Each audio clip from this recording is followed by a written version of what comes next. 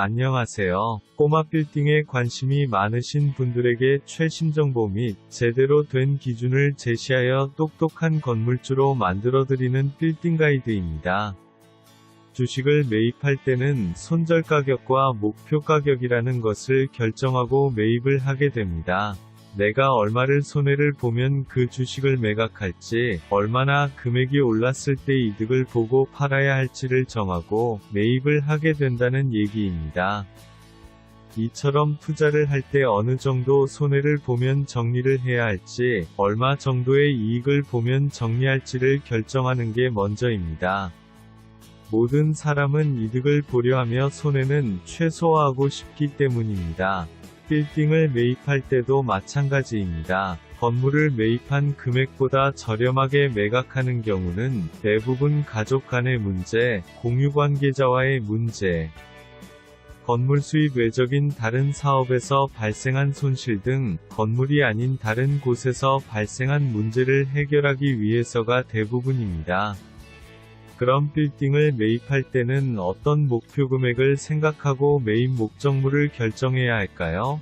첫 번째는 투자 기간에 대한 생각입니다. 건물을 매입할 때 평생 소유 목적으로 매입하는 경우는 전혀 없지는 않지만 매우 드문 경우입니다. 대부분의 매입 희망자들은 건물을 매입하고 일정 기간 보유 후 시세 차익을 보고 매각해 다시 재투자를 희망합니다. 이때 결정해야 할 것은 내가 얼마 동안 보유할 것인가, 내가 그 기간 동안 어느 정도 차익을 보면 매각할 것인가 등입니다. 대부분의 사람들은 얼마 정도 차익이 발생하면 건물을 매각해야겠다고 생각합니다. 하지만 이때 대부분 간과하는 것이 양도세입니다. 나의 이득은 매각 차익이 아닌 양도세를 납부하고 남는 금액입니다. 보유 기간을 생각해야 하는 이유입니다. 보유 기간과 양도 차익에 대해서 세금이 달라지기 때문입니다. 양도세에는 장기 보유 특별 공제가 있기 때문에 보유하는 기간이 길어질수록 받을 수 있는 세금 혜택이 늘어나게 됩니다.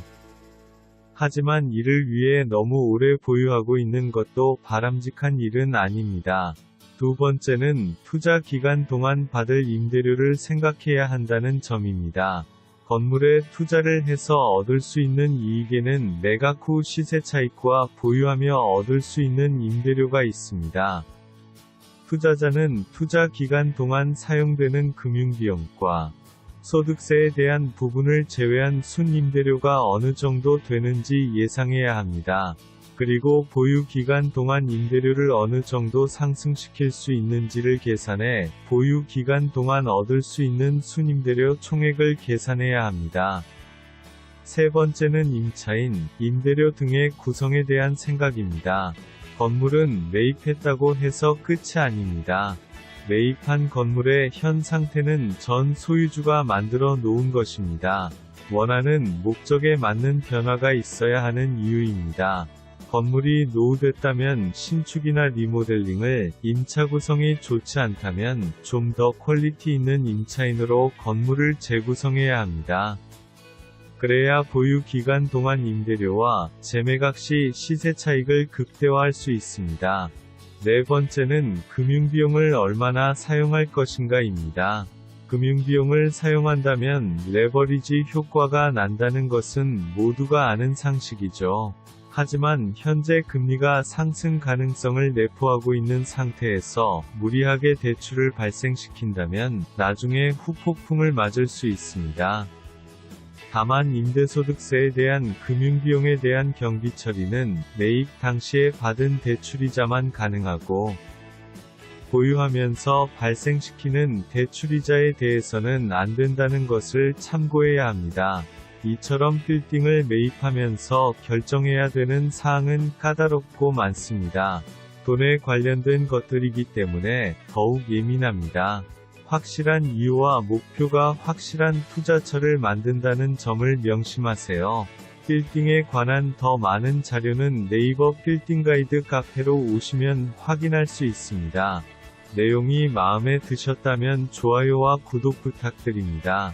감사합니다.